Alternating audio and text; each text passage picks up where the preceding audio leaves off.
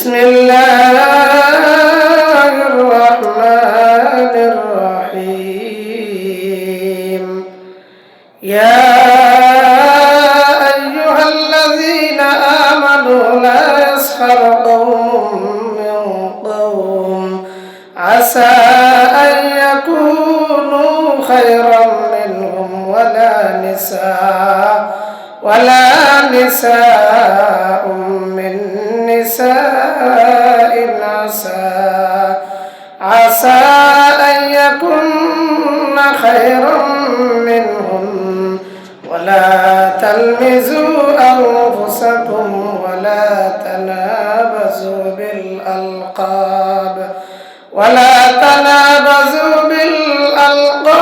بئس الاسم الفسوق بعد الإيمان ومن لم يتب فأولئك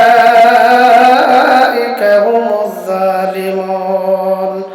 وقال النبي عليه الصلاة والسلام المسلم أخو المسلم. وقال النبي عليه الصلاة والسلام لا يؤمن أحدكم حتى أكون أحب إليه من والده وولده والناس أجمعين.